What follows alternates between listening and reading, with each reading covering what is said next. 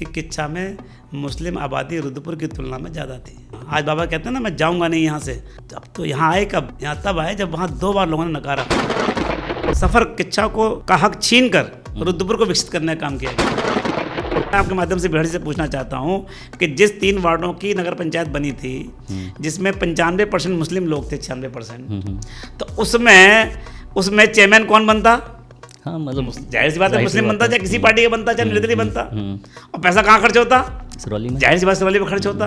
तो आप जो हम पे आरोप लगा रहे हो, या कोई बीजेपी कार्यकर्ता राजेश शुक्ला जिंदाबाद कह दे, तो इसमें बेहड़ जी को क्या आपत्ति है? ये बेहड़ जी की बीमारी है, रुद्रपुर में बीमारी थी कि मेरा आदमी बैठना चाहिए, वहाँ उन्होंने 2 फाड़ करा दिए व्यापार मंडल के।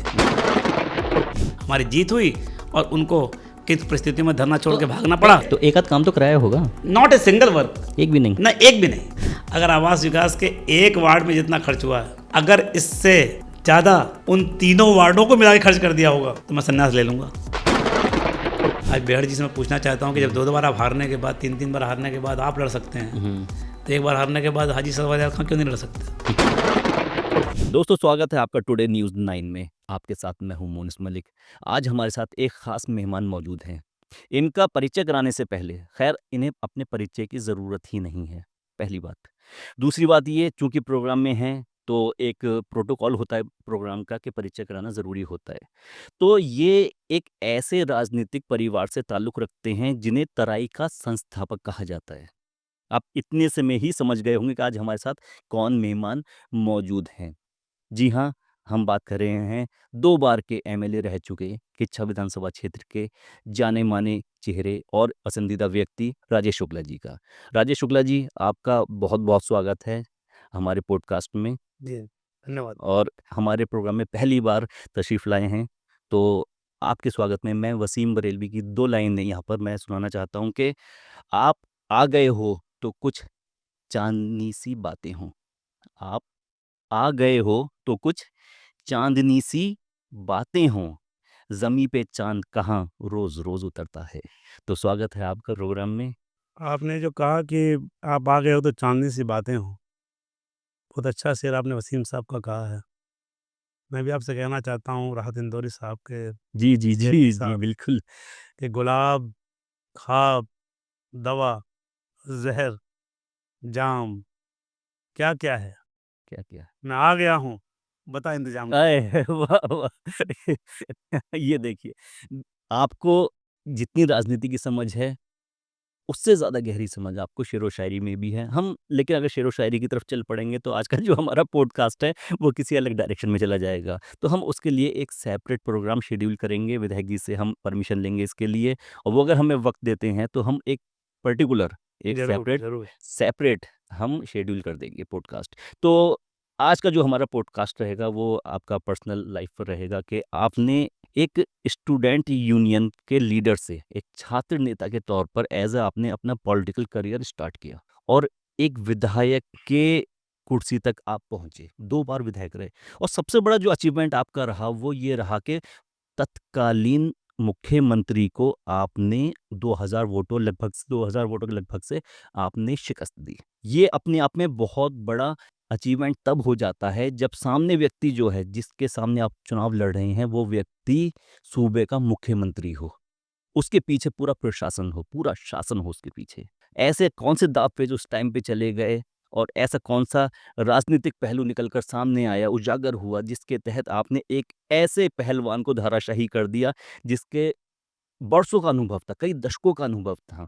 तो ये हम डिस्कस करते हुए चलेंगे, लेकिन मैं सबसे पहले ये जानना चाहूँगा कि आपका राजनीतिक कैरियर छात्र नेता से शुरू हुआ और विधायक तक के सफ़र में आपको क्या-क्या मुश्किलात का सामना करना पड़ा? देखिए, मैं एक राजनीतिक परिवार से आता हूँ और मेरे पूज्य पिताजी, स्वर्गीय पंडित राम सुमेर शुक्ला जी, एक बहुत प्रसिद्ध स्वतंत्रता सेनानी थे और वो जीवन पर्यंत कांग्रेस के कार्यकर्ता के रूप में, नेता के रूप में उन्होंने काम किया।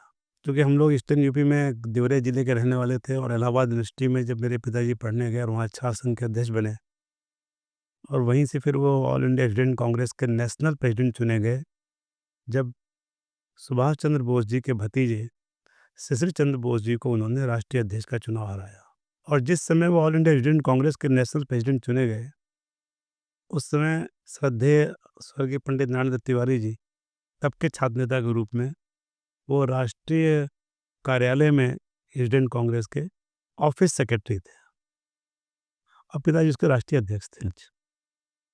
तो वो तब से हम लोग जुड़े हुए हैं समाज सेवा से, राजनीति से। मैं तो बहुत बाद में आया, क्योंकि मेरा तो जन्म ही 69 में हुआ और ये बात मैं कर रहा हूँ 43-44 की। तो आज़ादी की लड़ाई में पूरा संघर्ष करने के बाद पूरे देश के स्टूडेंट्स की जो क्रांति हुई महात्मा गांधी जी के आह्वान पे, जब उन्होंने कहा डू और डाई, करो या मरो, तो उस समय पूरे देश के छात्रों ने अपने स्कूल छोड़ दिए थे और आंदोलन में आ गए थे कि देश को आज़ाद कराना है। और उस समय पिताजी ने उसका नेतृत्व किया पूरे देश में। वो एक ऐसा दौर था जिसमें उनके साथ के लोगों को अंग्रेजों की गोली से मारे गए, ये लोग जेलों में बंद रहे, बड़ी यातनाएं सही। किसी को पता भी नहीं था कि देश आज़ाद होगा कि नहीं होगा, लेकिन मुल्क आज़ाद हुआ और आज़ादी के बाद फिर उनके जिम्मे काम लगा दिया गया कि ये जो तराई है इसको आबाद करना है।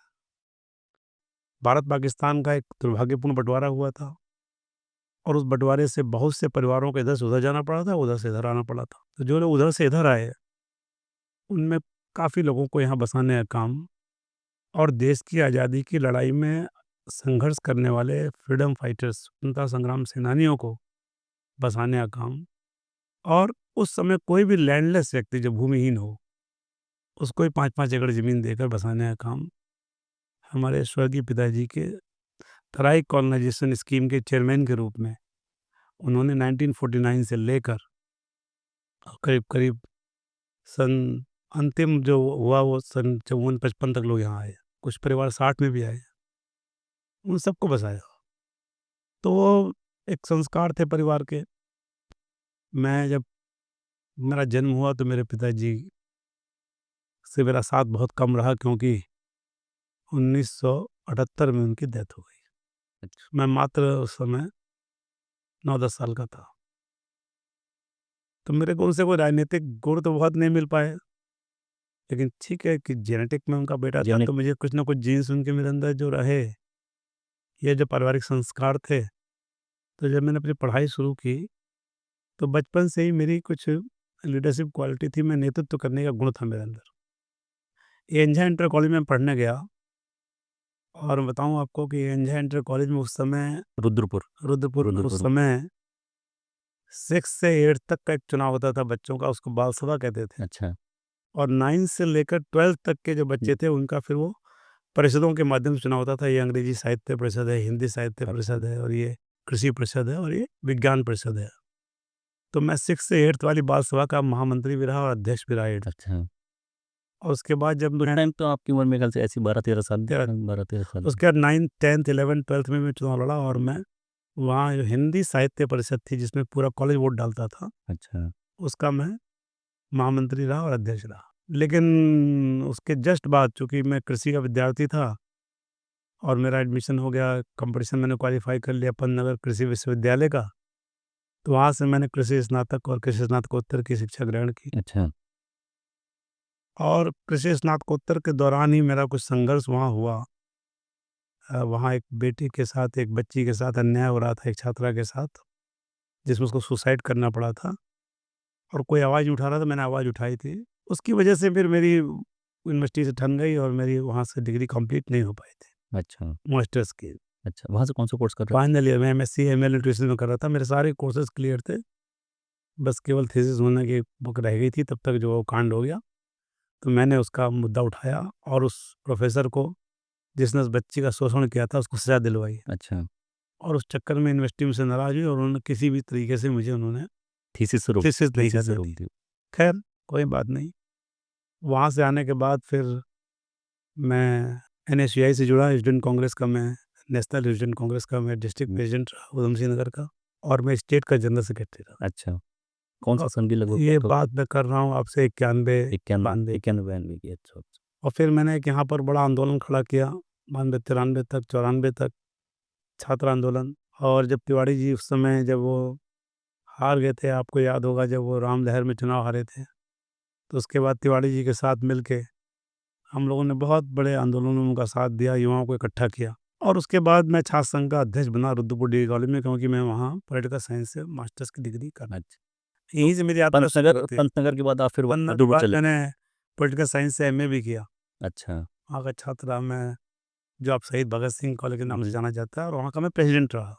और वहीं से मेरी शुरुआत हुई, क्योंकि उस समय के जो महामहिम थे मुद्रा बोरा जी, उन्हें मैं लाया था कॉलेज। और उसके बाद उस कॉलेज में इतने काम हुए थे, इतनी बड़ी योजनाएं देकर गए थे हमारे उस समय के महामहिम। उससे वहाँ साइंस की पढ़ाई, वहाँ पर कॉमर्स के मास्टर्स की डिग्री, और एमए में जो सब्जेक्ट्स थे, जो वहाँ बिल्डिंगें नहीं थी, जो भी काम था उसमें बड़ी संख्या में वहाँ स्टूडेंट्स भी आए, और बड़ा बजट भी हमें मिलने में हमें सफलता मिली।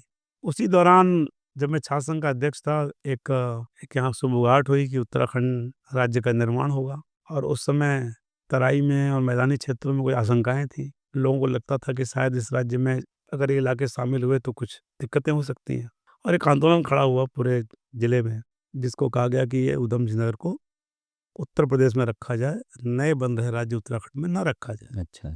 और उस आंदोलन में चूंकि सभी जनप्रतिनिधि निकल कर आए, सब उस समय के ब्लॉक प्रमुख, उस समय के जिला पंचायत के लोग, उस समय के ग्राम प्रधान, उस समय के बीडीसी मेंबर्स, उस समय के पॉलिटिकल लोग, उस समय के सामाजिक लोग, उस समय के व्यापारी, सभी आए। अच्छा। लेकिन पॉलिटिकल कारणों से कांग्रेस और बीजेपी के दोनों पक्षों के जो विधायक थे, वो अपने पार्टी के हाईकमान के दबाव में, या यूं कहिए जिस वजह से भी, वो उस आंदोलन का समर्थन नहीं कर पा रहे थे। ऐसा लगता था कि नेतृत्व विहीन है वो आंदोलन। तो हम लोगों ने फिर उसमें लीड ली। मैं उसका जनरल सेक्रेटरी बना ऊधम सिंह नगर रक्षा समिति का, और एक बहुत बड़ा आंदोलन हमने यहाँ पर खड़ा किया। आप कल्पना कर सकते हैं कि एक छोटे से जिले की वजह से भारत की सरकार गिरने बनने की स्थिति आ गई।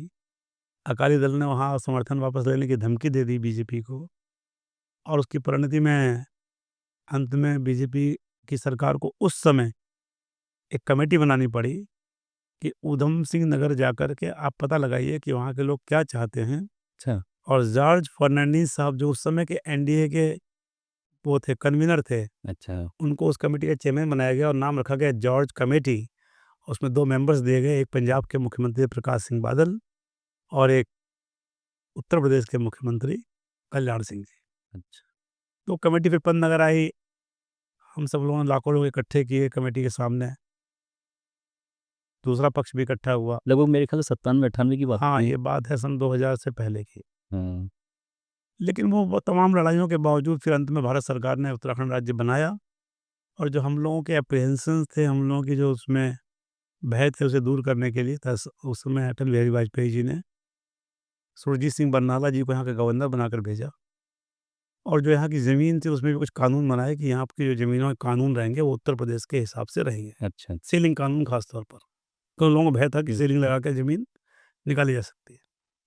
और भी तमाम आशंकाएं थी। तो खैर वो आंदोलन खत्म हो चुकी। उस आंदोलन में मेरा साथ अकालियों के अलावा मुलायम सिंह जी ने दिया था, किशन सिंह सुरजीत जी ने दिया था, राम वालिया जी ने दिया था, जो उसमें सेंट्रल मिनिस्टर थे, और कई लोग आए भारत सरकार के और यूपी के। तो मेरी जुड़ाव नेताजी से हो गया। और बाद में जब राज्य बन गया तो नेताजी ने मुझे अपनी पार्टी में लेकर के, नेताजी मुलायम सिंह यादव। हाँ, मुलायम सिंह अच्छा। यादव जी ने, और 2002 का इलेक्शन मुझे समाजवादी पार्टी के टिकट पर यहाँ से लगाया। 2002 का इलेक्शन। और वो इलेक्शन बड़ा महत्वपूर्ण हो गया, क्योंकि उस इलेक्शन में जो बीजेपी के यहाँ के नेता थे, जो उस समय खलनायक बन चुके थे यहाँ तराई में, वो दुर्भाग्यपूर्ण तरीके से उनका टिकट बीजेपी से कट गया। अच्छा। ऐसा कहा जाता है कि क्रॉस वोटिंग का कोई आरोप था उन पर। 40 विधायक उस समय बीजेपी के थे, जिन्होंने बीजेपी के ही प्रत्याशी जो राज्यसभा लड़ रहे थे उनको वोट नहीं दिया था। किन्हीं कारणों से, कुछ लोग आर्थिक कारण बताते हैं, कुछ लोग और कारण बताते हैं, जो भी कारण रहे होंगे, मेरे पास प्रमाण नहीं है। तो उसमें उन 40 विधायकों का 40 के 40 टिकट काटा गया था, जिसमें यहाँ से उस समय के विधायक तिलकराज बेहड़ जी का टिकट बीजेपी ने काट दिया था। अच्छा।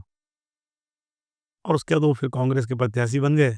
मैं सपा से लड़ा, बीजेपी से यहाँ पपनेजा जी एक बहुत वरिष्ठ नेता होते थे, चौधरी राम पपनेजा जी, उनके पुत्र लड़े, और बड़ा शानदार चुनाव था।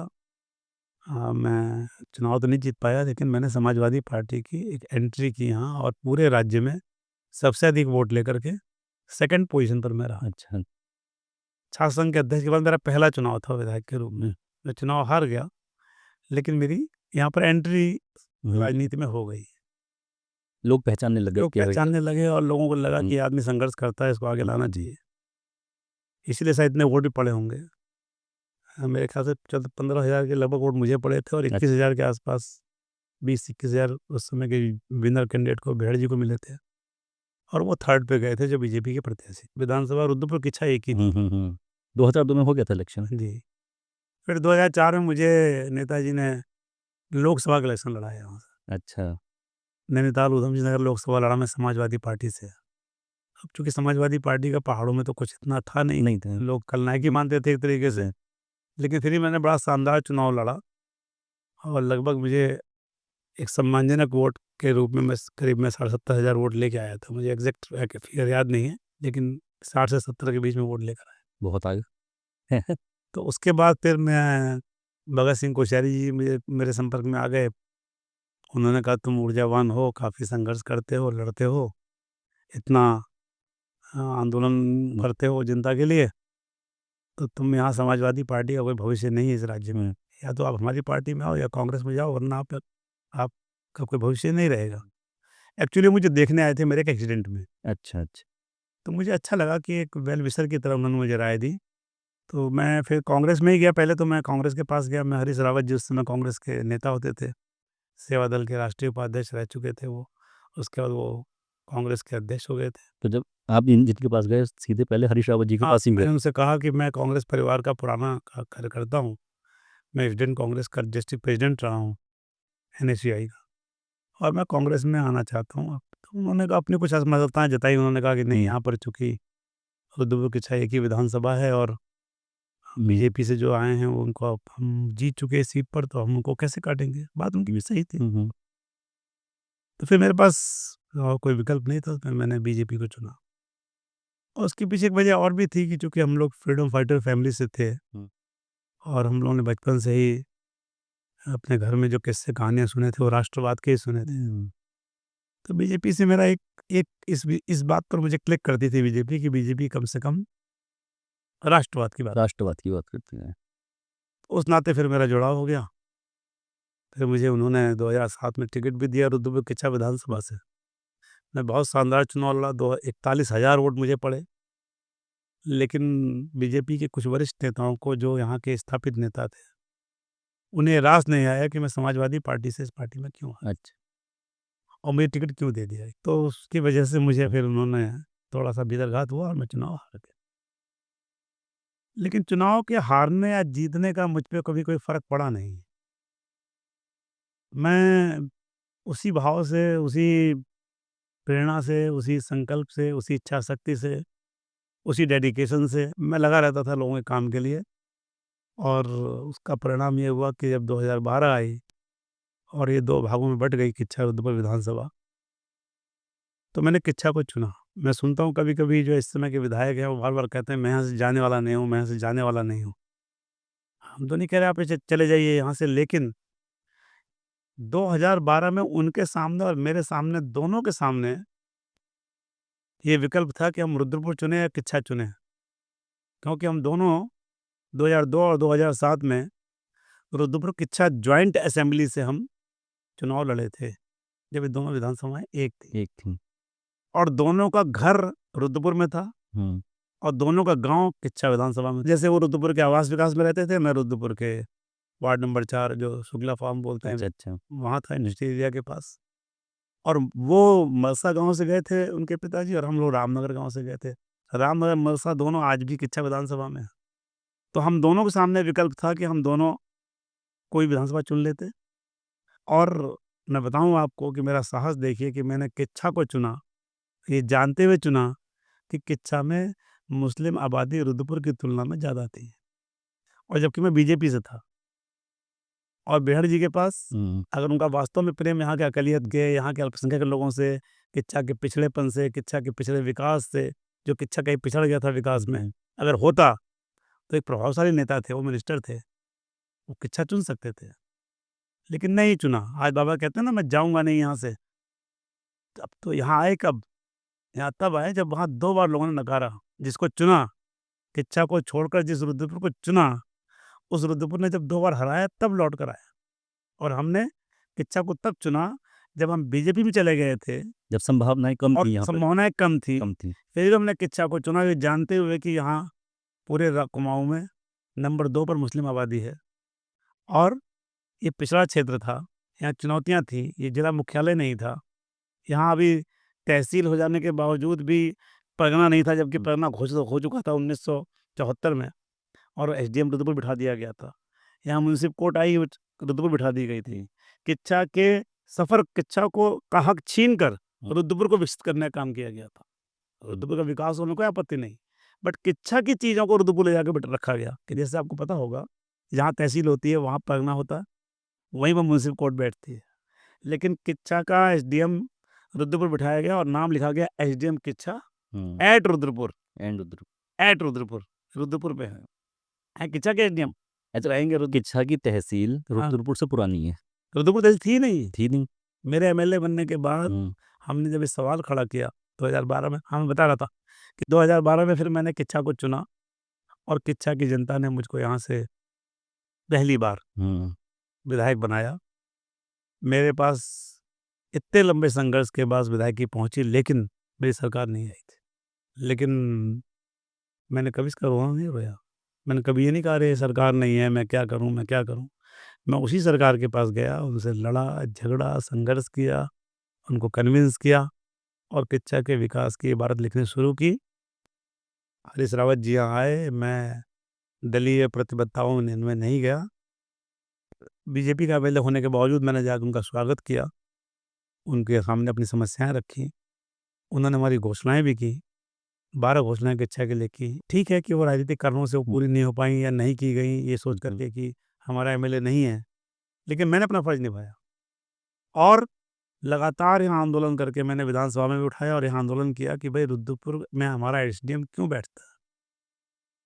मेरे उस संघर्ष का नतीजा हुआ कि सरकार को किच्छा के एसडीएम को किच्छा भेजना पड़ा और चूंकि टेक्निकल दिक्कत थी, किच्छा का एसडीएम अगर यहाँ आता तो रुद्रपुर चूंकि जिला मुख्यालय बन चुका था, वहाँ कौन बैठता, वहाँ पे एक एसडीएम नियुक्त करना पड़ा। एसडीएम कैसे नियुक्त हो, परगना कैसे बना, तहसील ही नहीं थी, तहसील नहीं थी, तो उसका तहसील का सृजन हुआ, बता। एक रुद्रपुर तहसील बनी, रुद्रपुर परगना बना और वहाँ परगना अधिकारी अलग मिला। जो डेवलपमेंट किच्छा में यहाँ होना था वो वहाँ कर दिया, यहाँ मैं लाया, फिर एसडीएम को यहाँ लाया। फिर जब अगली बार 2012 में, जैसा अभी आप कह रहे थे कि 17 में मैंने यहाँ के सीएम हरीश रावत जी को हराया, उस समय तत्कालीन सीएम।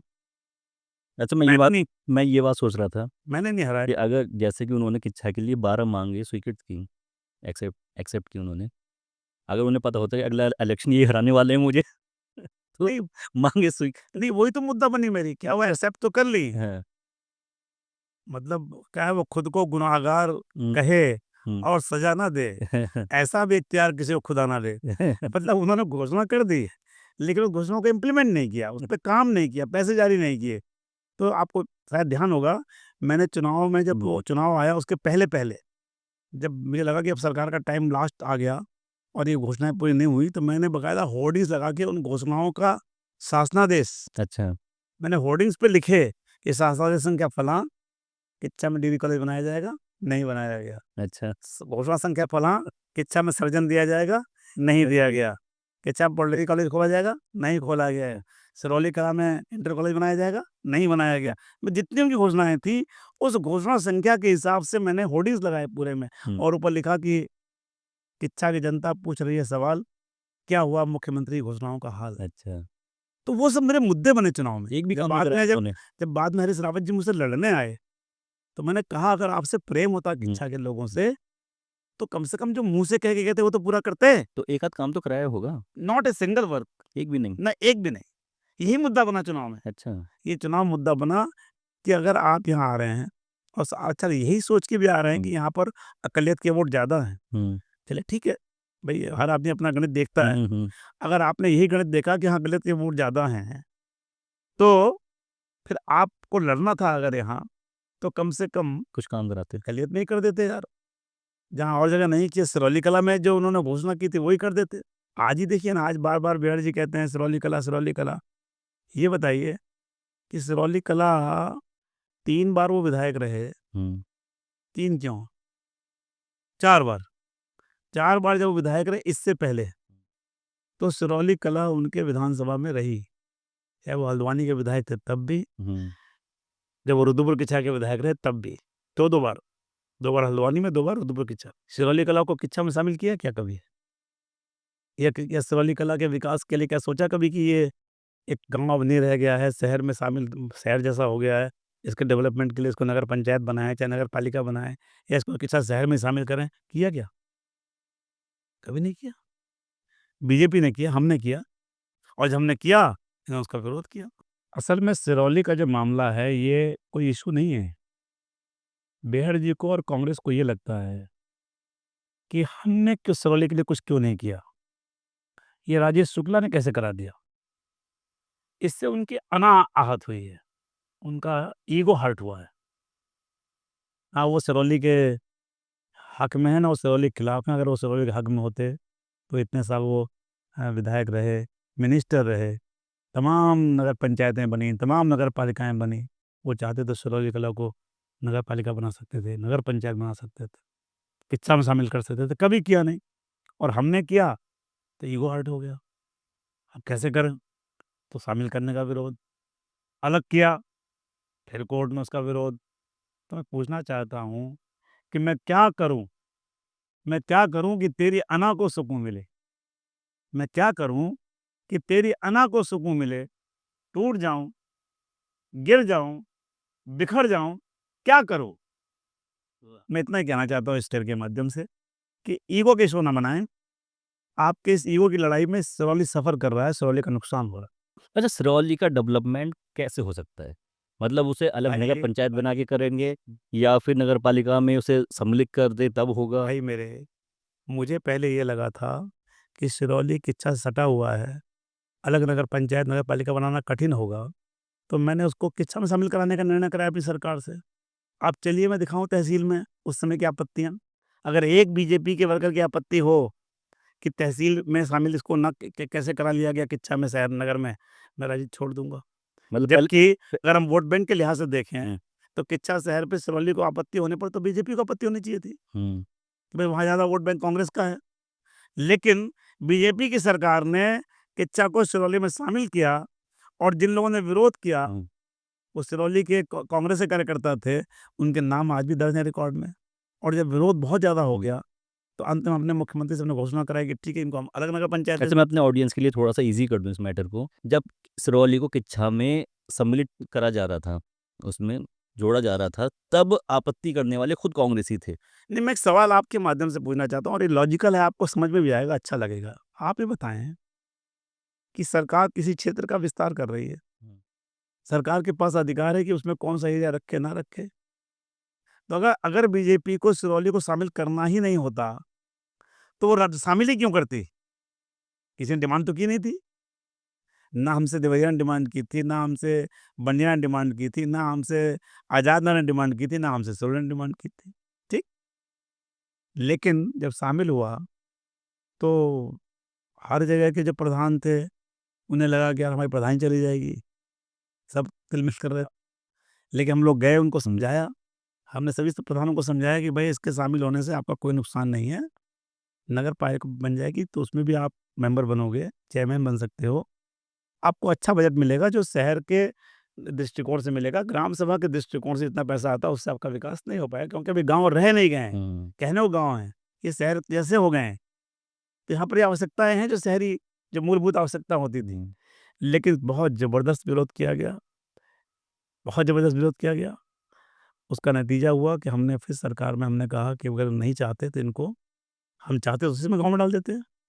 लेकिन नहीं, हम विकास करना चाहते थे, इसलिए हमने सिरौली को अलग नगर पंचायत की घोषणा कराई अपने मुख्यमंत्री से, और उसको लागू भी किया, जियो हुआ, अलग नगर पंचायत का गठन भी हो गया, वार्ड भी बन गए थे, वार्ड बन वार्ड गए। बन आप ही बताइए, लाल कुआँ नगर पंचायत, उसका विकास नहीं हुआ? शक्तिगढ़ नगर पंचायत, उसका विकास नहीं हुआ? अभी हमने लालपुर नगर पंचायत बनाई है, उसका विकास नहीं हो रहा है अब या नहीं होगा? अब तो इलेक्शन होगा तो होगा? पता चलेगा। तो होगा ना। हुँ, या जहाँ पहले से दिनेशपुर शक्तिगढ़ तो बहुत दिन तक नगर पालिका रहा, नगर पंचायत रहा है, अभी भी है, तो उसका विकास नहीं हुआ है। तो हमने नगर पंचायत बनाई इस दृष्टिकोण से कि अगर हमारे सिरौली के भाइयों को लगता है कि किच्छा में सम्मिलित हो जाने से उनकी आवाज़ कमज़ोर हो रही है, तो उनको एक अलग नगर पंचायत दे देते हैं। इसका विरोध किसने किया? कौन लोग कोर्ट गए? किस पार्टी कार्यकर्ता हैं जो अदालत गए ये कहने के लिए कि इसको नगर पंचायत न बनाया जाए? किस पार्टी कार्यकर्ता? आप बताइए। खुल्लम खुल्ला कांग्रेस के कार्यकर्ता हैं, चाहे एनयू खान साहब हों, चाहे जितनी रेटियां पड़ी हैं। ठीक है साहब, कोर्ट ने फिर से इनको इसमें मिला दिया। हम लोगों ने चूंकि संकल्प लिया था कि सिरौली को उसके विकास की अवधारणा देंगे। आप वैसे बताएं कि अगर नगर पालिका में शामिल रहेगी सिरौली, तो वहाँ के वार्ड मेंबरों को किससे कहना पड़ेगा कि हमारे यहाँ विकास करो? चेयरमैन से कहना पड़ेगा। और भारत सरकार का जो पैसा आता है, वो पैसा राज्य वित्त का हो या स्टेट गवर्नमेंट जो देती है, बोर्ड तय करता है कहाँ खर्च होगा। अभी वो एक दिन आंकड़े पेश कर रहे थे, मैंने इतना कर दिया, उतना कर दिया। केवल एक आवास विकास को ले लीजिए, आवास विकास के वार्ड में पिछले 5 साल में जितना पैसा खर्च हुआ है, एक वार्ड है, और सिरौली कला 3 वार्ड हैं। अगर आवास विकास के एक वार्ड में जितना खर्च हुआ है, अगर इससे ज़्यादा उन तीनों वार्डों को मिला के खर्च कर दिया होगा, तो मैं संन्यास ले लूँगा। उस पूरे वार्ड में जितना पैसा गया है, सिरौली कला के तीनों वार्डों को मिला के उसका 1/3 भी नहीं गया है। इस सिरौली में तो डेवलपमेंट नहीं, है। तो जो ये बार-बार आंकड़े पेश कर रहे थे बेहड़ जी कि हमने ये कर दिया, वो कर दिया। अभी फिर गए थे परसों, मुझे गाली बक रहे थे वहाँ कि शुक्ला से जाके मिल के दिखा दो और मैं ऐसा कर दूँगा, पंजे से लड़ाऊँगा लोगों को। अरे भाई, पंजे से तो पिछली बार लड़ाया था और चेयरमैन पंजे वाला ही था और 10 साल से था। 3 साल अब आपको भी आए हुए हो गए, तो 13 साल में 10 साल इनके और 3 साल आपके। इस सारे कार्यकाल में सिरौली में कितना पैसा खर्च हुआ? किच्चा के अन्य वार्डों से सिरौली की तुलना कर लो। तो आप मुझे बताइए, अगर सिरौली अलग नगर पंचायत होती, जो हम चाहते थे, तो भारत सरकार का जो पैसा आता वो कहाँ आता? सिरौली। और खर्च कहाँ होता? सिरौली। ऑब्वियसली सिरौली। बाहर तो खर्च हो नहीं सकता था। और तय कौन करता? सिरौली का चेयरमैन और सिरौली के मेंबर्स। अब आप मुझे बताएं, मैं आपके माध्यम से बिहारी से पूछना चाहता हूँ कि जिस 3 वार्डों की नगर पंचायत बनी थी, जिसमें 95% मुस्लिम लोग थे, 96%, तो उसमें चेयरमैन कौन बनता? हाँ, मतलब जाहिर सी बात है, राइट। मुस्लिम बनता, चाहे किसी पार्टी का बनता, चाहे हम्म, निर्दलीय बनता। और पैसा कहाँ खर्च होता? सिरौली में। जाहिर सी बात सिरौली में खर्च होता। तो आप जो हम पे आरोप लगा रहे हो कि इन्होंने साहब ये ऐसा कर दिया और मुसलमानों के विरोधी हैं और दुश्मन है, क्या दुश्मन है? अगर तुम तो 4 बार एमएलए रहे, तुम्हें कभी सिरौली की याद नहीं आई, ना तुम्हें देवरिया की याद आई, ना तुम्हें बंडिया की याद आई, ना तुम्हें किसी और की याद आई कि इनको मिला लो, इसमें डेवलपमेंट कर दो। कभी नहीं किया। जब तुम रुद्रपुर में नहीं किया तुमने, रुद्रपुर में भी जब बीजेपी की सरकार आई, तब नगर निगम बना। तब नगर निगम में बगवाड़ा शामिल हुआ, फुसुंगा शामिल हुआ, बुरा रानी शामिल हुआ। इन्होंने क्यों नहीं बनाया नगर निगम? हम्म, क्यों नहीं बनाया? कोई एक काम बताएं कि जब ये रहे इतने साल लगातार, 4 बार रहे, मिनिस्टर रहे, कोई एक काम तो बता दो जो इन्होंने पूरा किया हो। सरकार उनकी नहीं होगी ना। अरे मिनिस्टर थे सर, सरकार कैसे नहीं थी? जो आदमी स्वास्थ्य मंत्री था, जो आदमी परिवहन मंत्री बन गए और यूपी की जमीन में एक टीन सेट डाल के कह दिया बस अड्डा। ऐसे बस अड्डा होता है क्या जो किच्चा बना हुआ है? हमने बनाया बस अड्डा। देखिए, उसकी जमीन अलॉट कराई, जमीन नाम कराई, और उसके बाद सरकार से बजट दिलाया, और पूरे उत्तराखंड के देहरादून के बाद सबसे बड़ा बस अड्डा बन रहा है आपका। मुंसिफ कोर्ट भी आपके टाइम पे। मुंसिफ कोर्ट लेकर आए, एसडीएम कोर्ट लेकर आए, एम्स। कैसे काम होता है एम्स लेकर आए, मॉडल डिग्री कॉलेज लेकर आए, तमाम चीज़ें लेके आए, नगर पंचायतें लेके आए, नगर पालिकाएं लेके आए। इन्होंने तो लंगा लगाने का काम किया।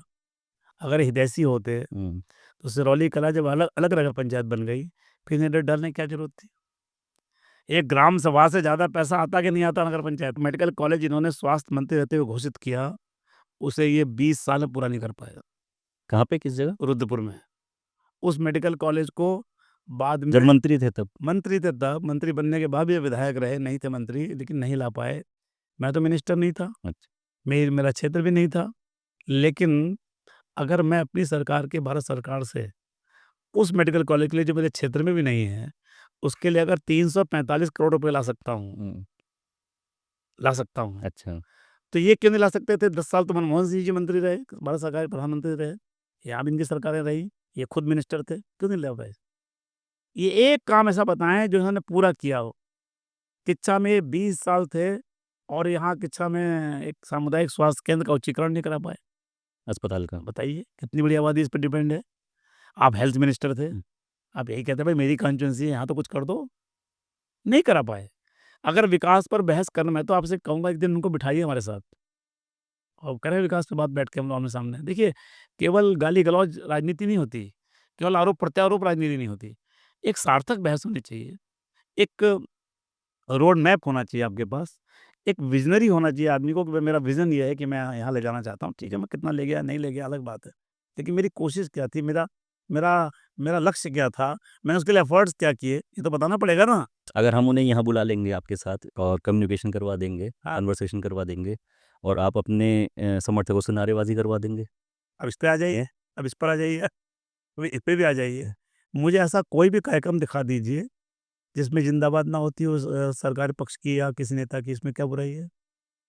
इसमें क्या बुराई है? ये बताइए, चीनी मिल का उद्घाटन हो रहा है, आप वही तो कहना चाह रहे हैं ना? हाँ, मैं वही बात कर रहा हूँ। चीनी मिल का अगर चीनी मिल के पेराई सत्र का शुभारंभ हो रहा है, तो उस पेराई सत्र में हर बार कांग्रेस के लोग, जब से मैं एमएलए हूँ, हुँ, वहाँ आकर के धरना देते थे कि हमारी पेमेंट नहीं मिली, मिल चालू हो गई, सब पिछला पेमेंट नहीं मिला। ठीक है, उसमें मिलों की हालत ख़राब थी, सरकार की पॉलिसी में चीनी सस्ती थी और गन्ना महँगा था, घाटे में चल रहा था। तो हमने मुर्दाबाद भी झेली। भाई मैं एमएलए हूँ, मैं तो मिनिस्टर भी नहीं था, लेकिन अगर मेरी सरकार टाइम से पेमेंट नहीं कर पाई और इसके नाते कुछ किसानों ने, नारा कांग्रेसियों ने नाराज़गी दिखाई सर। मैं पेराई सत्र पे अगर नाराज़गी जताई और बीजेपी सरकार मुर्दाबाद कही, हम तो लड़ने नहीं लग गए, हम तो फौजदारी करने नहीं गए, हम तो रोए नहीं, हम तो पुलिस के पास नहीं गए कहने। अब अगर मान लीजिए कि सरकार की पॉलिसी से मिल फ़ायदे में चली गई, किसानों को पेमेंट गन्ने के सीज़न में ही हो जा रहा है, इसी सत्र में ही, और मिल के रेनोवेशन के लिए भी 80 करोड़ रुपए मिल जा रहे हैं। तो अगर कोई किसान या कोई बीजेपी कार्यकर्ता, कोई खुश होकर के भारतीय जनता पार्टी जिंदाबाद कह दे या पुष्कर धामी जिंदाबाद कह दे या राजेश शुक्ला जिंदाबाद कह दे या हमारे जिलाध्यक्ष जिंदाबाद कर दे, तो इसमें बेहड़ जी को क्या आपत्ति है? कोई बेहड़ जी के मुर्दाबाद तो ही नहीं। देखिए, उन्होंने कितनी आपत्तिजनक बातें कही। उन्होंने कहा वहाँ गुंडे आए थे, हाँ, वही यही था कि कहा ये कार्यकर्ता थे वो किसान नहीं कहा किसान नहीं थे। किसान नहीं थे। आप चलिए इसी पे चैलेंज कर लेते हैं, भाई प्रशासन के पास भी वीडियो होगा, मीडिया के पास भी वीडियोज होंगे, बिहारी जी के पास भी वीडियो होगा, मेरे पास भी वीडियो होगा कि जो लोग वहाँ आए थे, उसकी एक बार चला देते हैं स्क्रीन पे और मैं बताता हूँ बेड़ी से कि खसरा खतौनी लेके वो किसान खड़ा होगा कि ये मैं किसान हूँ, जिसे गुंडा कह रहे हैं।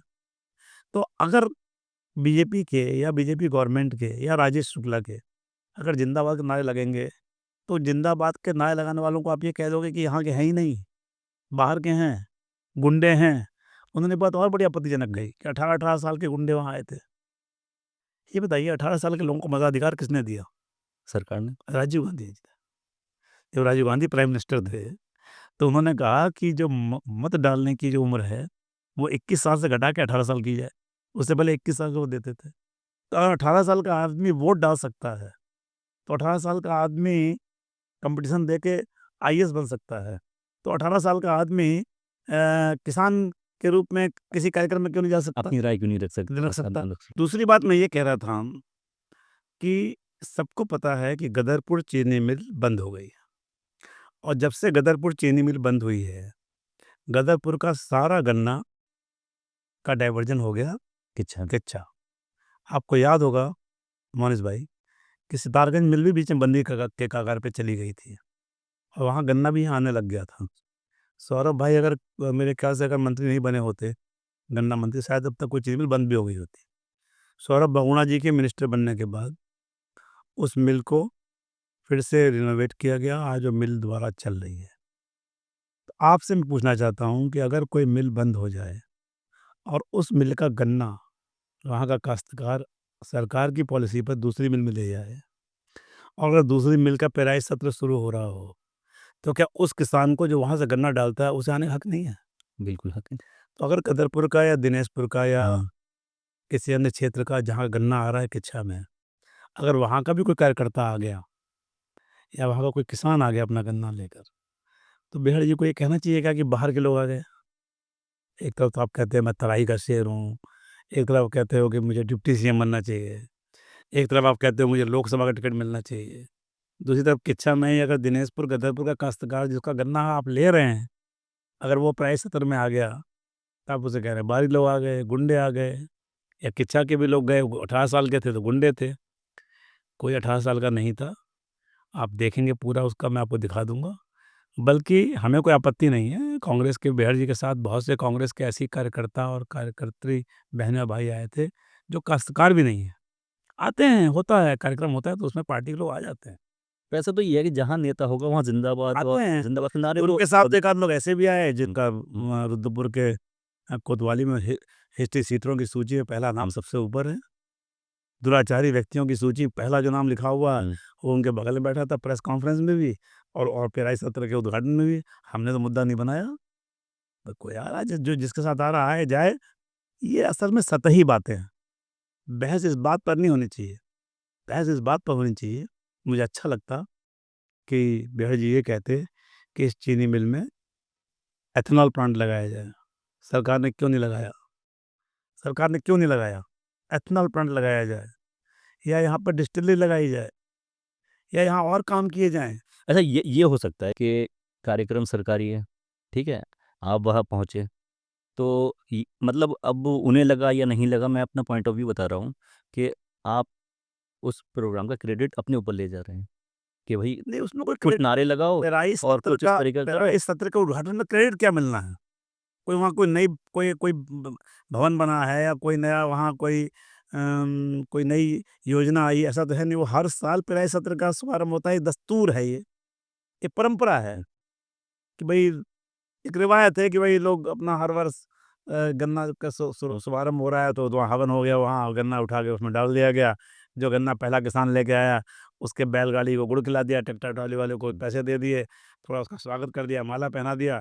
एक एक परंपरा है कि शुभारंभ का नारियल फोड़ दिया या यज्ञ कर दिया। तो उसमें कोई क्या श्रेय ले लेगा? मिल चल रही हो, हर साल चलती है, इसमें श्रेय क्या है? हाँ, अगर वो मिल पिछले 3 सालों से उसी सत्र पेमेंट कर रही है, अगर भारत सरकार की और स्टेट गवर्नमेंट की पॉलिसी से सीरा महंगा बिक रहा है क्योंकि एथेनॉल में इस्तेमाल हो रहा है, और मिलें वायबल हो गई हैं, मिलें जीवंत हो गई हैं, मिलें घाटे में नहीं रहीं, किसान को समय से पेमेंट मिल रही है, और सरकार पुरानी मिलों को रेनोवेट कर रही है, पैसा दे रही है, इसका श्रेय फिर तो जाहिर सी बात है सरकार को ही मिलेगा। भाई, आपके पास इतना अवसर था, आप मंत्री थे, आपकी सरकारें थीं, भारत सरकार में भी थी, स्टेट गवर्नमेंट में थी, आपने इस मिल के रेनोवेशन के लिए कभी क्यों नहीं सोची? मुझे बताएं। जब लखराज बेहड़ जी बताएं कि जब वो 4 बार एमएलए रहे, कितना पैसा इसके रेनोवेशन के लिए इससे पहले दिया था? जब हल्द्वानी के विधायक थे तब भी चीनी मिल यहाँ थी। जब रुद्रपुर किच्छा के विधायक रहे तब भी चीनी मिल यहाँ थी। कितना पैसा दिया? मोनिस भाई, गिर जाते थे वो बॉलर्स, और हफ्तों हफ्तों मिल बंद रहती थी। पूछिए वहाँ के किसानों से, लोगों से, प्राइस 70 बीच में रुक जाता था। और एक बार मिल की टरबाइन रुक गई तो आपको पता है कितना लॉस होता है, कितना उसकी रिकवरी पे लॉस आता है। अच्छा, मैं एक बात कहना चाहता हूँ, आप भी किच्छा के, वो भी किच्छा के, ऑडियंस जो देख रही है ये भी ज़्यादातर किच्छा की, हम भी किच्छा। अभी कुछ दिनों पहले ये तो नारेबाजी वाली बात हुई, इससे पहले एक इशू और भी उठा था, वहाँ पर आप दोनों एक दूसरे के खिलाफ धरने पे बैठ गए थे। सब लोगों ने देखा, पहले तो कौन बैठा? बाकी चलिए पहले या बात की बात छोड़ देते पहले हैं, कौन बैठा हुआ था? पहले या बात की बात छोड़ देते हैं, ठीक है? जनता को पता होना चाहिए, नहीं भाई, जनता को पता होना चाहिए कि एक संवैधानिक पद पर बैठा हुआ व्यक्ति, विधायक जो होता है वो विधान बनाता है, विधायिका में बैठता है, वो जो कानून बनाता है उस कानून का इम्प्लीमेंटेशन कराती है कार्यपालिका, और वो इम्प्लीमेंटेशन ठीक से हो रहा है कि नहीं हो रहा है ये देखती है न्यायपालिका। विधायिका ने कानून बनाया कि कोई भी ऐसी संस्था जो रजिस्टर्ड हो वो अपने बायलॉज के हिसाब से चलेगी। हुँ। ये जो लोग कहते हैं ना, मेरा कुछ नहीं, मैं तो यहाँ 10 साल एमएलए रहा, मैंने कभी इस बात की चिंता नहीं की ये व्यापार मंडल में कौन अध्यक्ष बन रहा है, किसका। ये बेहड़ जी की बीमारी है, रुद्रपुर में बीमारी थी कि मेरा आदमी बैठना चाहिए, वहाँ उन्होंने 2 फाड़ करा दिए व्यापार मंडल के। अच्छा। और यहाँ जब तक मैं विधायक रहा कभी हमने इसकी चिंता ही नहीं की कौन बैन बन रहा है यहाँ। चावला जी आ रहे, कांग्रेस के नेता थे, बाद में चेयरमैन बने, व्यापार मंडल के 10 साल अध्यक्ष थे। हम तो कभी नहीं कहने गए चुनाव कराओ या मत कराओ। नहीं, यहाँ तो ये बात आ रही थी कि मेरा सुखीजा जी थे। भाई विधायक जी का कैंडिडेट चुनाव हार रहा है नहीं नहीं, और इस वजह से पहली बात है कि राजनीतिक रसूख पे लिस्ट पर पहली बात है कि विधायक जी का तो कोई कैंडिडेट ही नहीं था। जिन लोगों ने शिकायत की थी कि व्यापार मंडल के चुनाव बायलॉज से नहीं हो रहे हैं, तिलक राज बेहड़ जी के समधी चुनाव अधिकारी बन गए हैं, और वो बेईमानी करके, धींगा धांगी करके, गलत लोगों को जो व्यापारी नहीं है उन्हें अपना व्यापारी रजिस्ट्रेशन कर रहे हैं और डिटेल मांगने पर दे नहीं रहे हैं। व्यापारी उनके समधी के दुकान के आगे प्रदर्शन भी किया, प्रशासन के पास भी गए, सबके पास गए। और ये बताइए, जब कहीं कोई डिस्प्यूट खड़ा होगा तो प्रशासन क्या करेगा? प्रशासन तो नियम कानून देखेगा ना। तो प्रशासन के पास शिकायत लेकर वो लोग गए जो एग्जिस्टिंग व्यापार मंडल था, जो व्यापार मंडल के महामंत्री थे विजय अरोड़ा जी, जो शिकायत लेकर गए अध्यक्ष जी बजाज जी और कोषाध्यक्ष फुटेला जी, और इनके साथ जो व्यापारी गए, इन सबने बेहड़ जी को चुनाव लड़ाया था अभी विधानसभा का, और बकायदा कांग्रेस में थे। और इन लोगों ने कहा कि चुनाव बायलॉज के हिसाब से नहीं हो रहे हैं। प्रशासन ने नोटिस दिया, नोटिस में इन्होंने कहा कि हमें समय दीजिए, हम समय समय में आपको जानकारी देंगे। 10 दिन का समय मांगा और 10 दिन के पहले चुनाव शुरू कर दिया। तो प्रशासन को वो चुनाव रोकना पड़ा। वो भी जो चिट फंड जहाँ जो रजिस्ट्रार होते हैं, जो जहाँ इसका रजिस्ट्रेशन होता है, वहाँ से निर्देश आया, हल्द्वानी से, क्योंकि संस्था वहाँ रजिस्टर्ड थी। वहाँ से निर्देश आया कि बायलॉज के हिसाब चुनाव नहीं करा रहे हैं और चुनाव रोका जाए, और चुनाव रोक दिया गया। और जैसे ही चुनाव रोका गया, वो व्यक्ति जो विधान बनाता है, विधायक, वो कह रहा है कि गलत तरीके से चुनाव कराओ। अगर हमारी बात गलत होती, आप मोहसिन भाई, आप कह सकते हैं कि सरकार आपकी थी इसलिए अधिकारियों ने गलत फैसला कर दिया। अगर हमारी बात गलत होती तो हाई कोर्ट ने भी इसी मामले में ये फैसला सुनाया कि ये चुनाव जो हो रहा था, ये गलत तरीके से हो रहा अच्छा। था और इसको इस नियमों से कराया जाए। आज भी नियम से क्यों भाग रहे हैं?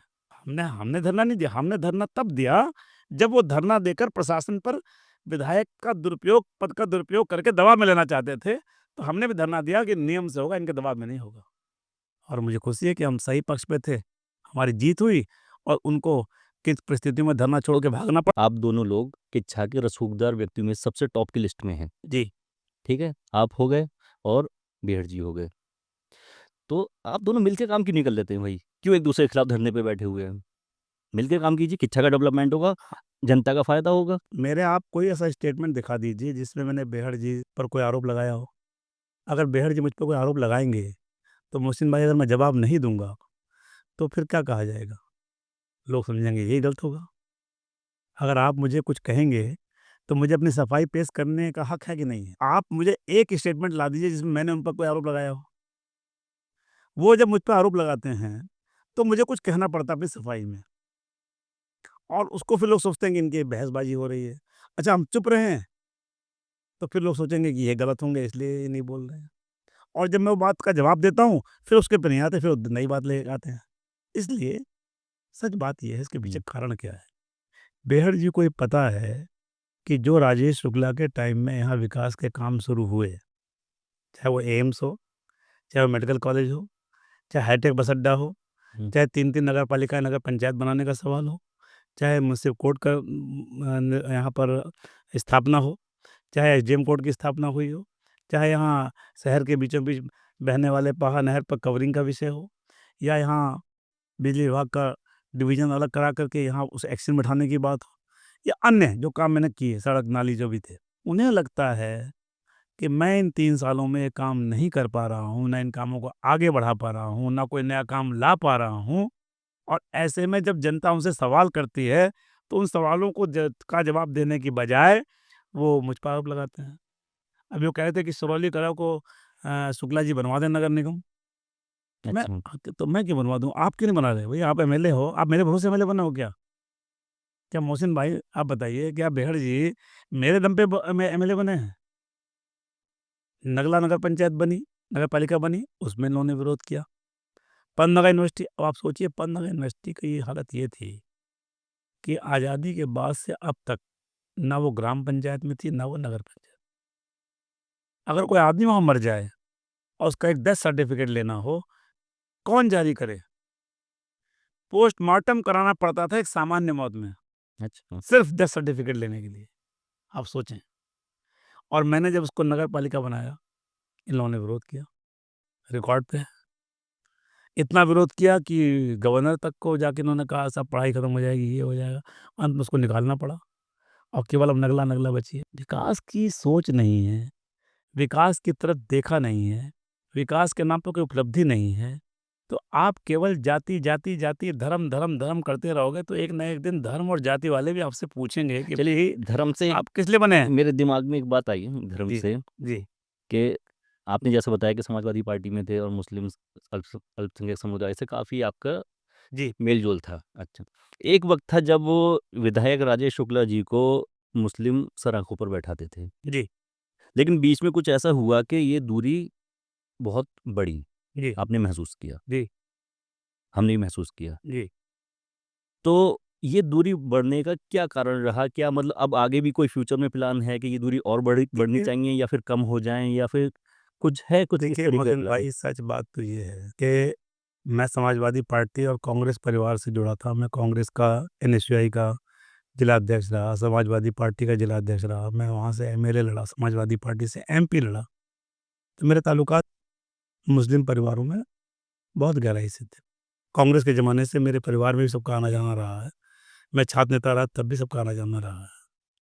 इस बात से आप भी इनकार नहीं कर सकते हैं कि पिछले 30-40 साल की राजनीति में जो अक़लियत के लोग हैं, जो अल्पसंख्यक समाज के लोग हैं, हुँ, इनके दिमाग में ये बात कूट-कूट कर भरी गई है कि भारतीय जनता पार्टी एक सांप्रदायिक पार्टी है। भारतीय जनता पार्टी मुसलमानों की विरोधी है। भारतीय जनता पार्टी के रहते मुसलमान का विकास नहीं हो सकता। अब एक दिन में तो ये बात खत्म हो नहीं जाएगी। अगर भारतीय जनता पार्टी सबका साथ सबका विकास के नारे पर चले और लगातार लोगों का दिल जीते और मुस्लिम अक़लियत के बीच जाए, तो ये जो उसके मन में जो ये एक अवधारणा बना दी गई है, ये धीरे-धीरे तिरोहित होगी, इसमें समय लगेगा। समाजवादी पार्टी में जब मैं था तो मुसलमान मुझे जितना अपने करीब समझता था, मैं दावे से कह सकता हूँ कि बीजेपी में आने के बाद मुसलमान बीजेपी को अपना नहीं समझता, मैं जानता हूँ, अधिकांश, लेकिन आपको अपना समझा, अधिकांश। आपको समझा, लेकिन आपको पर्सनली आज भी मुस्लिम मुझे अपने से बहुत दूर नहीं समझता। मेरे यहाँ लोग आते हैं, आप आइए मेरे घर देखिए, जब मैं बैठता हूँ, हुँ, वो आते हैं, मिलते हैं, जुलते हैं, कुछ अपने कामों के लिए भी कहते हैं, जो उनके काम मुझसे मेरे बस के होते हैं, मैं करता भी हूँ। और ऐसा भी नहीं है कि जब मैं एमएलए था तो मैंने मुस्लिम एरिया में बिल्कुल कोई काम नहीं किया, ऐसा नहीं है। हुँ, मैंने पहली बार ऐसा हुआ कि मैंने अगर मंदिरों पे काम किया, अगर मैंने गुरुद्वारों पे काम किया, तो मैंने नमाज़ी जनाज़ा बना के दी है कई जगह। हुँ। यहीं आप चलिए मैं दिखाऊँ आपको बंडिया में। कब्रिस्तान। कब्रिस्तान का नहीं, कब्रिस्तान तो बनाया ही बाउंड्री तो करी नमाज़ी जनाज़ा के लिए सेट बना के पूरा फर्श बना के बढ़िया से अच्छा, बनाया। अच्छा। वहीं नहीं बनाया, बब्बरपुर में बनाया। वहीं नहीं बनाया, मलपुरा में बनाया। हुँ, वहीं नहीं बनाया, मलसी में बनाया। चल के देखिए, जहाँ-जहाँ लोगों ने मुझे कहा, मैं गया उनके उनके पास गया। लेकिन मैं आज ये कह दूँ खड़े होके कि नहीं साहब बिल्कुल सारा मुसलमान मेरे साथ है, इस वो गलत बात होगी क्योंकि मुस्लिम जो बूथ हैं, आप उन्हें देख लीजिए, मुस्लिम बूथों पे बीजेपी को वोट बहुत कम पड़ते हैं। हुँ, और मेरा ये मानना है कि कोई ऐसा नहीं कि सारा बहुसंख्यक समाज भी भाजपा को पहले वोट देता था, हुँ। नहीं देता था। भाजपा को 2 सीटें मिली इंदिरा जी की हत्या के बाद और आज़ादी से लेकर के आज तक के सफ़र में जाके अब जाके पहली बार जब मोदी जी आए तब इनको क्लियर कट मेजॉरिटी मिली। पूर्ण बहुमत। तो मेरा हुँ, कहने का मतलब ये है कि बहुसंख्यक समाज में भी लोगों का विश्वास जीतने में समय लगा समय है और अगर ये पॉलिसी जिससे हम आयुष्मान लेकर आए हैं, उस आयुष्मान का लाभ सभी उठा रहे हैं, हुँ, हिंदू मुसलमान सभी उठा रहे हैं। हमने पूरे देश में एम्स खोले हैं, हर जिले में मेडिकल कॉलेज खोले हैं। अब जिस तरीके से धीरे-धीरे जो लिटरेट वर्ग है मुस्लिम, वो ये समझने लग गया है कि कोई भाजपा वोट लेने के लिए, राजनीति करने के लिए कांग्रेस या दूसरी पार्टियाँ डराती हों, लेकिन ऐसा कोई मुस्लिम विरोधी एजेंडा बीजेपी का नहीं है। और हम सब लोग इसके लिए काम करेंगे और मुझे लगता है कि आज नहीं तो 2 साल बाद, 4 बाद साल बाद, 5 साल बाद, 10 साल बाद एक दिन ऐसा आएगा कि जब भारतीय जनता पार्टी मुस्लिम बूथों पर भी जीत कर जाएगी। क्योंकि मेरा ये मानना है कि इस देश का मुसलमान किसी हिंदू से कम राष्ट्रभक्त नहीं है। उसको भी देश से उतना ही प्यार है। इस देश के लिए, देश की आज़ादी के संग्राम में सबका खून बहा है। यहाँ देश की रक्षा के लिए भी सबका खून बहा है। तो कोई ये समझ लो कि केवल कोई किसी एक एक धर्म विशेष का ठेका, ऐसा नहीं है मेरा मानना। ठीक है, राजनीतिक कारणों से जब हम ही लोग समाजवादी पार्टी में थे तो हम भी डराते थे भाजपा से मुसलमानों को। हम कहते थे भाजपा खा जाएगी, भाजपा ऐसा कर देगी, वैसा कर देगी। जब कांग्रेस में तब हम भी बोलते थे ऐसा। तो इतने सालों से बोला गया है तो इसको ठीक करने में थोड़ा वक़्त तो लगेगा। और मुझे पूरा यकीन है कि एक दिन ऐसा आएगा कि बीजेपी मुस्लिम बूथों पर भी उसी तरह जीतेगी जैसे अन्य बूथों पर जीतती है। अच्छा, चलिए किच्छा की बात करते हैं। पॉलिटिकल बात ना करके कुछ नॉन पॉलिटिकल बात करते हैं। जी। किच्छा के लोगों में और बाहर के लोगों में कुछ फ़र्क है? आप तो यहाँ भी रहे हैं, पूर्वांचल में भी आपने रहे और नहीं, मेरा ये मानना है कि जो तराई में जो मिली-जुली आबादी है, हुँ, ये आबादी बहुत लंबे मुद्दत समय से यहाँ रह रही है और दोनों पक्षों के, चाहे हिंदू हों, चाहे मुसलमान हों, चाहे सिख हों, यहाँ कट्टरपंथी लोगों की सोच कम है कम है। और इसी कारण कभी यहाँ पर दंगे-फ़साद जैसी चीज़ें नहीं हुई। एक बार रुद्रपुर में ज़रूर दुर्भाग्यपूर्ण घटना हुई थी। अगर उसकी भी तह में आप जाएँगे तो उसमें वो लोग ज़्यादा दिखाई दिए, जो इस बीच कुछ सालों में उत्तर प्रदेश के अन्य जनपदों से आकर बसे थे। चाहे वो इस पक्ष के हों, चाहे उस पक्ष के हों। क्योंकि यहाँ का आदमी अमन पसंद है। हुँ, शुरू से तराई ज़रख़ेज़ और संपन्न इलाका रहा है। हुँ, अच्छी यहाँ खेती, अच्छे कारोबार हैं और जो कारोबारी होता है, जो कमाने वाला हुँ, होता है, वो कभी फालतू के चक्करों में, दंगे-फ़साद के चक्करों में हुँ, हुँ, पड़ता नहीं, वो जानता है इससे नुकसान होगा अल्टीमेटली। तो जहाँ तक मुझे लगता है जो पुराने लोग हैं, उनका तो मिज़ाज ऐसा नहीं है कट्टरपंथी वाला। उनका मिज़ाज तो मिल-जुल कर रहने में ही है। हाँ, इस बीच जो और लोग आए इधर-उधर से, उन्होंने यहाँ की फ़िज़ा और यहाँ की हवा ख़राब करने की कोशिश की है। लेकिन मुझे अच्छा ये लगता है कि उस इन तमाम कोशिशों के बावजूद भी नाकाम रहे। वो लोग नाकाम रहे हैं। आज फिर रुद्रपुर में जाके आप देख लीजिए, हिंदू मुसलमान उसी अकीदत से, उसी मोहब्बत से साथ-साथ रह रहा है और किच्छा में भी, जबकि बड़ी संख्या है मुस्लिम की, लेकिन मैं देखता हूँ कि बहुत प्रेम से लोग रहते हैं। अच्छा, किच्छा ऐसा क्षेत्र है जो कि उत्तराखंड में एक अलग महत्व रखता है। जी, यहाँ से राजनीतिक जो डिसीज़न लिए जाते हैं, वो स्टेट की राजनीति पे असर डालते हैं। जी। तो किच्छा में कोई ना कोई आपके मनपसंद 3 नेता, जिन्हें आप कह सकें कि हाँ, ये नेता हैं और हमारे किच्छा के ही हैं। कोई किसी भी पार्टी के हो सकते हैं, इट डज़न्ट मैटर कि वो बीजेपी से ही हों। नहीं, किच्छा में देखिए अच्छे लोग रहे हैं। हरीश पंजी यहाँ के प्रथम चेयरमैन रहे, पढ़े-लिखे आदमी थे, सुलझे हुए आदमी थे। बहुत अच्छा उन्होंने काम भी किया। सुरेश अग्रवाल हमारे बीच नहीं है। कुछ बातों पर मेरे उनसे मतभेद भी रहते थे, लेकिन फिर भी मानता था कि ज़मीन के नेता थे वो, जनता के नेता थे। जनता के लिए काम किया उन्होंने। हमारे अकबर अहमद डंपी साहब थे, जिन्होंने एमएलए के रूप में यहाँ को रिप्रेज़ेंट किया। बड़ी उनकी ऊँची पहुँच थी। या सीधे वो संजय गांधी के मित्र थे, इंदिरा जी के घर में उनका आना-जाना था और इतनी पावर होने के बावजूद उन्होंने कोई यहाँ लूट-खसोट नहीं मचाई। देव बहादुर सिंह जी यहाँ बड़े अच्छे नेता हुए, यहाँ के विधायक रहे। वर्तमान परिस्थिति में बहुत से लोग हैं जो अच्छा काम कर सकते हैं, लेकिन मुझे लगता है कि लीडरशिप उन्हें आगे नहीं आने देती। जैसे मैं हाजी सरवर यार खां का बहुत मुरीद हूँ। अच्छा, बड़ा पुराना परिवार है और उनका योगदान रहा है तराई के एस्टेब्लिशमेंट में। उनके जो पिताजी थे नवाब साहब, उन सब का, और वो सुलझे हुए लोग हैं और ख़ानदानी लोग हैं। लेकिन शायद अवसर नहीं मिला लोगों को। अच्छा। एक बार टिकट दिया था कांग्रेस ने, लेकिन फिर आपने देखा होगा कि जब वो हार गया तो फिर दोबारा उनको मौका ही नहीं दिया। आज बेहर जी से मैं पूछना चाहता हूँ कि जब 2-2 बार आप हारने के बाद, 3-3 बार हारने के बाद आप लड़ सकते हैं, तो एक बार हारने के बाद हाजी सरवर यार खां क्यों नहीं लड़ सकते? क्यों नहीं लड़ सकते? आपने टिकट नहीं दी। और भी कई लोगों के साथ ऐसा ऐसा हुआ। कई बार यहाँ लोगों ने कुछ निर्दयी लोगों को जिताना चाहा, उनको भी नहीं आगे आने दिया गया। चलिए इस प्रोग्राम का अब समापन करते हैं और कार्यक्रम की समाप्ति की तरफ बढ़ते हैं। मैं एक शेर मुझे याद आ रहा है, मैं ख़ास तौर पे विधायक जी की नज़र करना चाहूँगा वो शेर कि उरूज आदम खाकी से, उरूज आदम खाकी से ये मंज़र सहम जाते हैं, कहीं ये टूटा हुआ तारा माहे कामिल ना बन जाए।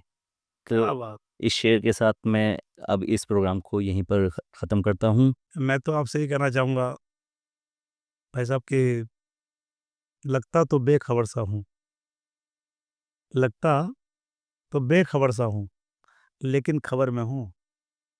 लगता तो बेखबर सा हूँ, मुझे लेकिन खबर में हूँ। हुँ। अरे तेरी नज़र में हूँ तो मैं सबकी नज़र में हूँ। सबकी नज़र मैंने में हूँ। मैंने आपसे कहा और ये ऑन रिकॉर्ड मैं आपसे बात कर रहा हूँ कि एक प्रोग्राम हम सिर्फ़ शेरो शायरी का रखेंगे। तो हम इनवाइट करेंगे और नॉट शेरो ओनली शायरी पे शेरो बात शायरी, करेंगे। एक साहित्यिक चर्चा एक हो, साहित्यिक चर्चा एक रहेगी। हाँ, एक हुँ, अदबी बातें हों अदबी बातें। और उसमें हुँ, कुछ बातें निकल कर आएँगी। हाँ, ऐसा मिज़ाज बनाएँगे आप, अ, तो कुछ आप पढ़ेंगे, कुछ हम बढ़ेंगे तो फिर बात बन जाएगी। तो एक अलग ही नज़रिया निकल के सामने आएगा जी। कि देखिए नेता होना, नेता को लोग किस नज़रिए से देखते हैं कि एक पॉलिटिकल आदमी होगा, राजनीतिक होगा, लेकिन ऐसा नहीं होता। जो विधायक की कुर्सी पे व्यक्ति पहुंचा है वो ऐसे ही नहीं पहुंचा, उसने दुनिया देखी है, उसने साहित्य पढ़ा है, उसने एजुकेशन हासिल की है। ऐसा ही नहीं है कि हर आदमी जो है वो वहां पहुंच जाएगा। तो अब आपने राजनीतिक चेहरा देखा है, एक साहित्यिक चेहरा भी है, साहित्यिक चेहरा भी हम आपको दिखाएंगे, तो उसके लिए थोड़ा इंतज़ार कीजिए। नहीं, मैं बिल्कुल इसका स्वागत करूँगा और मैं बेसब्री से इंतज़ार करूँगा कि आप मुझे कभी साहित्यिक चर्चा में बुलाएँ, क्योंकि मेरा विषय रहा है ये। मैं साहित्य से मेरी बड़ी रुचि रही है और ख़ास तौर पर जो उर्दू साहित्य है, जो ग़ज़लें हैं, जो शेर हैं, हुँ। उन्होंने मुझे अंतर तक छुआ है। और ऐसा इसलिए भी है कि शायद मेरा मन भी कहीं न कहीं भावुक होगा, भावनात्मक होगा, तभी मैं इन चीज़ों को समझ पाता हूँ। क्यों किसी ने कहा है कि इश्क को दिल में जगह दे गालिब। गालिब का शेर है ये। हुँ, हुँ। इश्क को दिल में जगह दे गालिब, शायरी इल्म से नहीं आती। शायरी इल्म से नहीं आती। तो इसके लिए आपके अंदर मोहब्बत होनी चाहिए। शायरी मोहब्बत भरा आपका दिल हो, आपके अंदर संवेदनाएँ हों, हुँ, आप दूसरों के कष्ट से जी, आपको असर रूबरू पड़ना चाहिए, हुँ, दूसरे की खुशी का आप पे असर पड़ना चाहिए। हुँ, अगर आपके अंदर एक अच्छा इंसान है तो बेहतर आप निश्चित रूप से शायरी को पसंद करेंगे। पसंद करें। शायरी को पसंद ही वही करेगा जो एक बेहतर इंसान होगा। वही तो इसी के साथ अपना प्रोग्राम अब यहीं पर एंड और करते हैं। बहुत-बहुत धन्यवाद आप हमारे बहुत-बहुत धन्यवाद। प्रोग्राम में आए।